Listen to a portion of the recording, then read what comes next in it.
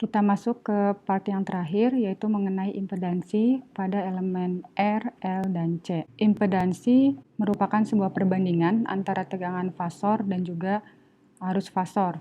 Simbolnya itu Z. Impedansi ini juga merupakan sebuah ukuran hambatan listrik pada sumber arus bolak-balik. Atau bisa juga disebut impedansi listrik ini merupakan jumlah hambatan listrik sebuah komponen elektronik terhadap aliran arus dalam rangkaian pada frekuensi tertentu. Atau ada pula yang mendefinisikan impedansi ini merupakan sebuah ukuran penolakan terhadap arus bolak-balik sinusoid. Impedansi ini diberi lambang Z. Singkatnya, impedansi ini merupakan perbandingan antara fasor tegangan dan fasor arus pada suatu elemen kutub dengan adanya sinyal masukan gelombang sinusoid dalam keadaan setimbang, mantap atau tunak atau steady state. Apa bedanya impedansi dan resistansi? Impedansi itu kan ukuran hambatan listrik pada sumber arus bolak-balik ya. Sedangkan resistansi itu adalah kemampuan suatu bahan benda untuk menghambat atau mencegah aliran arus listrik. Impedansi ini sebenarnya dia lebih kompleks daripada resistansi karena adanya efek kapasitansi dan efek induktansi yang bervariasi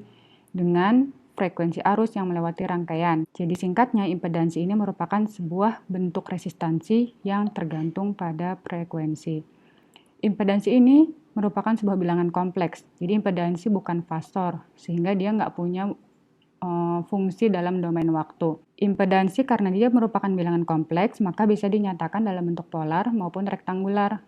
Dalam bentuk polar seperti ini, Z sama dengan mutlak Z sudut theta Z. Sedangkan dalam bentuk rektangularnya, Z sama dengan R ditambah JX. Di mana R itu merupakan komponen resistif atau bilangan real dari Z-nya, yaitu resistansi. Sedangkan X itu merupakan imajiner dari Z, yaitu sebuah komponen reaktif atau reaktansinya.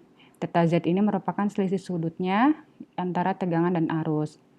Seperti biasa, mutlak Z sama dengan akar dari R kuadrat ditambah X kuadrat. Dan untuk mencari theta Z, kita tinggal menghitung tangan inverse X per R. Ini kalau kita mau mengkonversikan bentuk rektangular ke dalam bentuk polar. Kalau tadi perbedaannya, sekarang sebenarnya apa persamaan dari impedansi dan resistansi?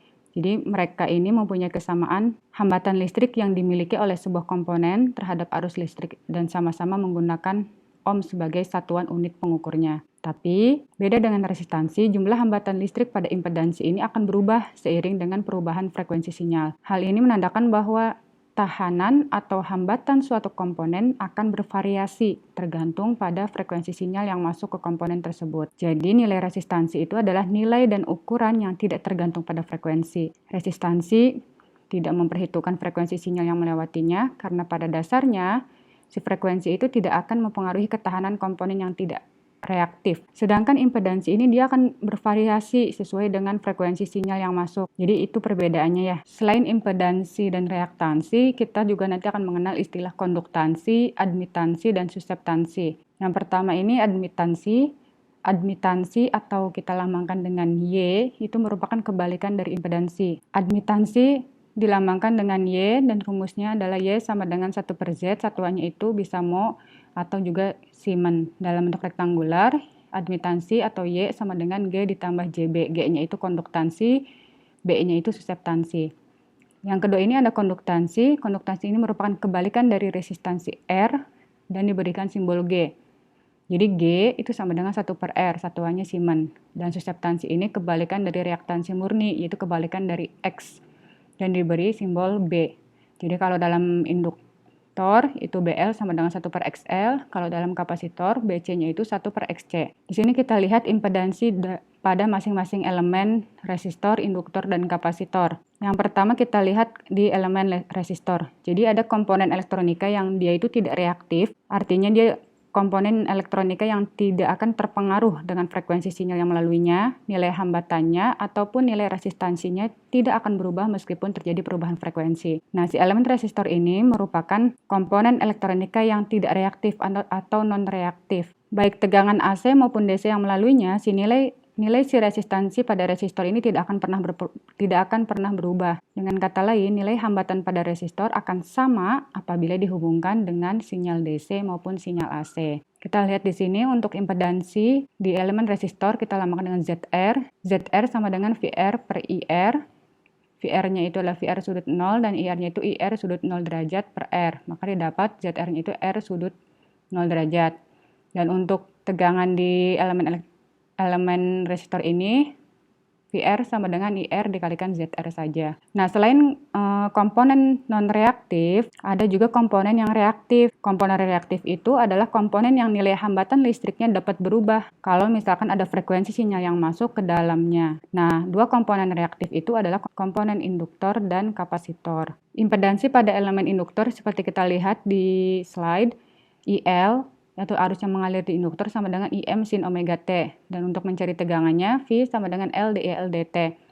Silahkan dilihat, maka untuk mencari XL di komponen induktor atau di elemen induktor itu kita bisa dapat dengan mudah yaitu omega L.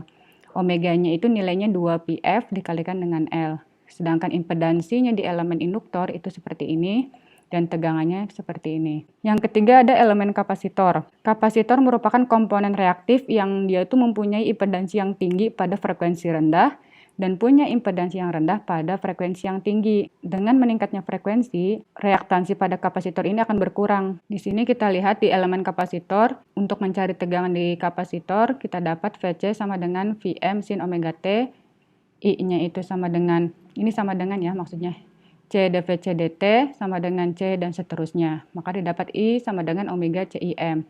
Dan untuk SC ini juga sama dengan ya, XC sama dengan V per I dan seterusnya. Maka didapat XC itu sama dengan 1/2 PFC. PF-nya ini adalah omega. Ini untuk impedansi pada elemen C, itu ZC, didapat seperti ini. Dan tegangannya adalah ini. Kita lihat di masing-masing, sekarang ini ada di elemen R. Di sini ada hubungan pasornya, di mana di R ini ada Z itu rumusnya V per I, dan ini ada diagram impedansinya, ini sumbu R, ini sumbu JX-nya, kemudian ini ada diagram admitansi, dan ada diagram fasor, di mana seperti yang sudah kita bahas di part 2, diagram fasor untuk elemen resistor itu adalah sefasa ya. Dan untuk fungsi waktunya kita lihat seperti ini, IT-nya IM cos omega T dan VT-nya VM cos omega T ditambah theta. Untuk fungsi waktunya kita lihat di sini, IT sama dengan IM cos omega T ditambah theta, begitu pula dengan VT-nya sama dengan VM cos omega T ditambah theta. Ini bentuk gelombangnya, kita lihat V yang atas, I yang bawah. Gelombang tegangan dan arus ini berada di fasa yang sama. Yang kedua untuk elemen induktor, silakan dicermati saja. Tabel di bawah ini sama aja dengan yang sebelumnya. Ini hanya untuk sebagai resume aja atau memudahkan kita untuk membandingkan setiap elemen. Dan ini untuk kapasitansinya.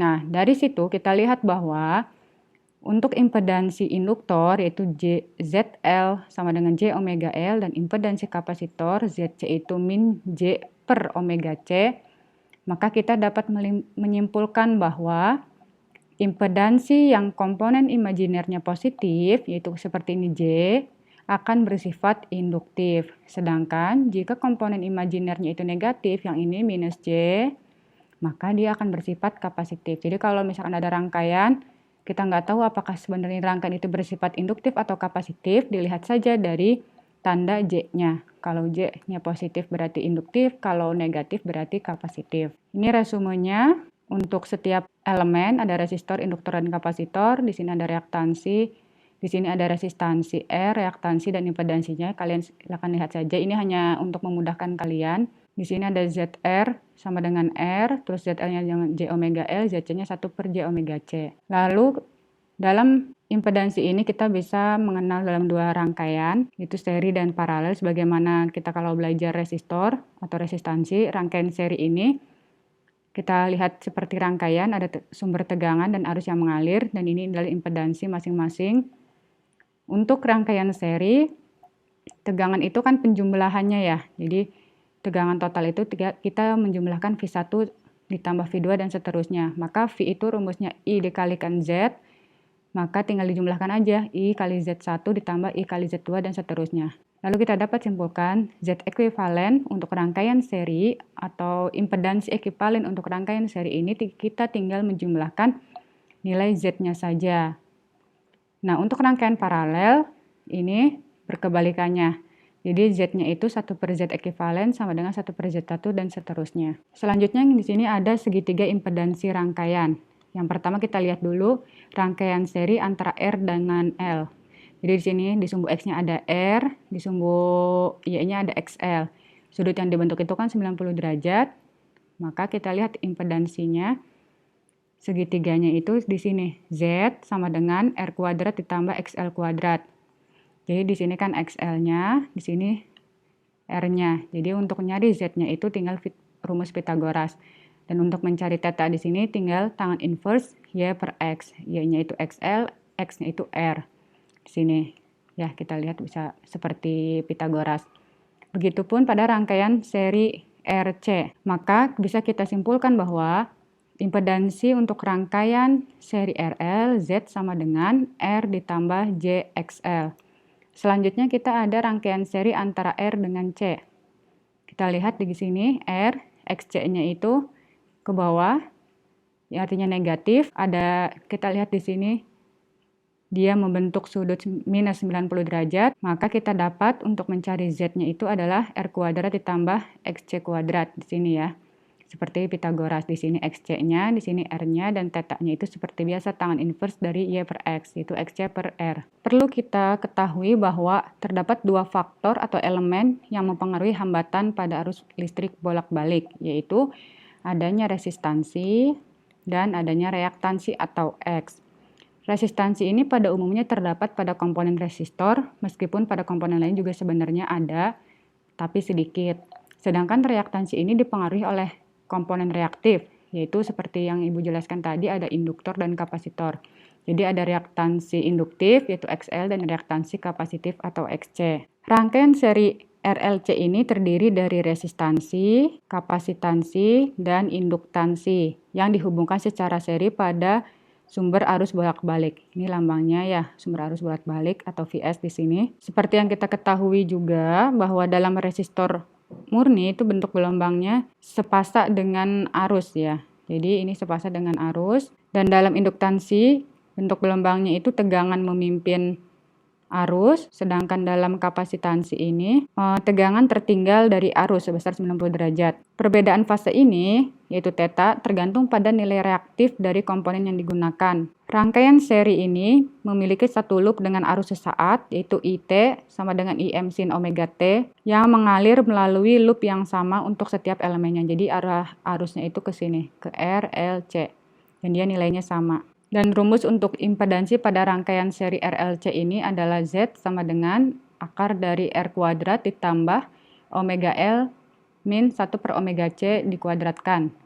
Omega L ini merupakan XL dan 1 per omega C ini adalah XC. Ini merupakan impedansi rangkaian seri RLC. Di sini ada segitiganya, di mana ini adalah untuk R, yang ini XT itu adalah XL dikurangi XC. Di mana XL-nya itu ke atas dan XC-nya itu arahnya ke bawah, maka kita dapat di sini Z-nya. Jadi untuk mencari Z ini kita gunakan hukum Pitagoras aja. Maka dapat disimpulkan bahwa untuk mencari rumus impedansi pada rangkaian seri RLC adalah kita tinggal mengakarkan bentuk kuadrat dari R dan penjumlahan dari omega L dikurangi 1 per omega C dikuadratkan. Total impedansi dari rangkaian ini dianggap sebagai sumber tegangan yang diperlukan untuk menggerakkan arus yang melaluinya. Kita lihat contoh soal. Diketahui sebuah rangkaian seri RLC terdiri dari sebuah resistor, berarti R-nya sama dengan 15 ohm, induktornya L sama dengan 0,3 Henry, dan sebuah kapasitor C sama dengan 47 mikrofarad atau sama dengan 47 kali 10 pangkat min 6 farad. Ditanyakan impedansi dan arus yang mengelaluinya ya. Maka kita bisa menjawab dengan mencari masing-masing dari elemennya dulu. Yang pertama kita cari reaktansi induktif atau XL. XL itu kan rumusnya 2pi FL atau omega L. Langsung aja. 2 dikalikan Pi dikalikan F-nya itu di sini kita pakai 50 saja, dikalikan L-nya 0,3. Maka didapat 94,2 ohm XL-nya. Yang kedua kita cari reaktansi kapasitifnya atau kita sebut XC. Rumus untuk mencari XC ini adalah 1 per omega C atau 2 pi FC. Maka sama dengan 1 per 2 dikalikan pi dikalikan 50. Untuk FC-nya itu 47 kali 10 pangkat min 6. Maka kita dapat XC-nya itu sama dengan 67,7 ohm.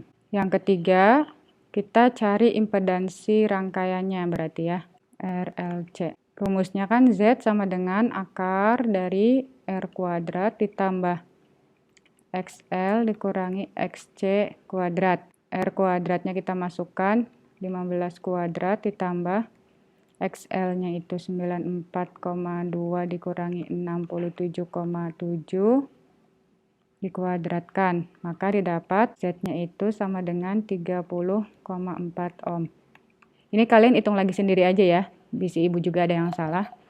Intinya si XL sama si XC-nya ini dikurangkan dulu baru dikuadratkan. Sekarang kita nyari arus yang mengalirnya. Berarti kalau untuk arus dengan mudah kita nyari I sama dengan V per Z. V-nya itu tadi 100 volt, Z-nya kita dapat 30,4 sama dengan 3,2 ampere. Kurang lebih seperti itu untuk part 3 ini kita cukupkan. Dan untuk menambah pengetahuan kalian, menambah wawasan kalian, silahkan kalian kerjakan tugas kedua ini. Kerjakan di kertas atau buku ya. Intinya dia bisa terbaca menggunakan pulpen, jangan menggunakan pensil. Jangan lupa di kertasnya tulis nama dan NIM-nya. Tulisannya pun harus jelas dan bisa dibaca. Lalu kalian bisa menyekan atau memfoto jawaban kalian dan dikirim via Google Classroom. Jadi nanti ibu soalnya akan upload di Google Classroom dan nanti kalian bisa upload jawabannya. Due date-nya pun nanti akan ibu upload di Google Classroom. Pokoknya untuk deskripsi tugas ibu akan jabarkan di Google Classroom nanti. Ini gambaran soalnya kurang lebih seperti ini. Soal nomor 1, nomor 2, dan nomor 3. Sebelum ibu mengakhiri, setelah ibu cek di part 1, part 2, dan part 3, ternyata ada beberapa kesalahan ya. Nanti kalian cek lagi aja di slide-nya, dimana ketika di operasi yang pertama nih, di operasi pengurangan bilangan kompleks, di sana itu kalau digambar itu tandanya positif, tapi sudah ibu ganti tandanya dengan negatif. Jadi nanti ibu akan berikan slide PowerPoint-nya. Jadi kalian nanti bisa mencocokkan PPT dengan videonya gitu. Jadi kelihatan nanti kalau kalian jeli di situ ada perbedaan dalam hal pengurangan bilangan kompleks. Terus juga ada typo di diagram fasor yang untuk induktor, itu harusnya ditulisnya kapasitor, tapi ibu masih menulisnya induktor. Dan selalu di setiap contoh soal jangan lupa kalian juga sambil ngitung mandiri ya, sambil cek di kalkulator kalian jawabannya sama atau enggak. Jadi nanti kalau misalkan ada jawabannya enggak sama, kita bisa diskusikan. Khawatirnya ibu juga salah dalam memasukkan angka gitu ya.